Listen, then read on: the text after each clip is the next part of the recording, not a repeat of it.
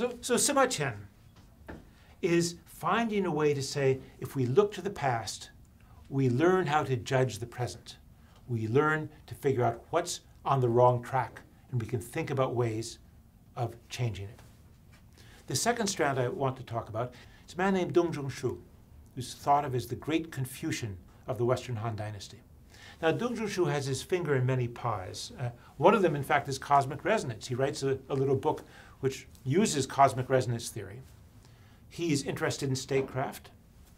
But I think behind his statecraft concerns, how do we govern well, and his cosmic resonance theory, which is how is the human world a microcosm of the universe, we actually see something else, which is that, and that's central to Dong Zhongshu, and that is the notion that the classics, that there are a set of texts from antiquity, which he's going to call classics, that provide the model for the Han Dynasty.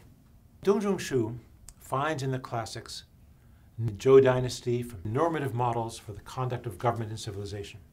And he runs through the classics, and Sima Qian actually quotes this, and this is where I'm getting it from. The documents, he says, records the achievement of the ancients. The classic of odes, the unspoiled naturalness of the human will. The classic of changes explains heaven and earth and calculates probabilities. The spring and autumn annals judge right and wrong, and the rites regulate distinctions and introduce self-cultivation in its role in politics. Now, we have a short, as we call them, that goes with this, and one of the graduate students, Yuan, will explain in greater detail what the 5 classics are about, if you wish to see that. Why did the Han Dynasty accept that the classics had such authority? They didn't view that at the beginning. In fact, we associate the early Han with sort of a mixture of this kind of Confucianism, kind of cosmic resonance theory, and Taoism as well.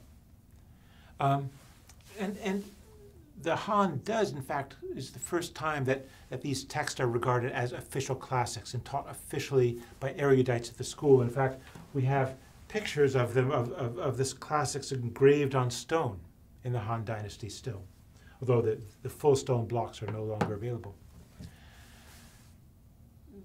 I think that the reason may be not so much that the court wanted to follow the classics, is that the classics had become popular, ever more popular, with people who served in government but didn't have high connections and didn't have influence, because they represented the role of education. To know the classics was a kind of merit and provided an entry, a merit-based entry into the official system. And for the government to recognize the classics as classics, to recognize the authority of Confucius, was in a sense to recognize the contribution that these scholar officials were making. The classics were a way of saying to the emperor, we need emperors, you should rule, but there are higher standards by which to govern.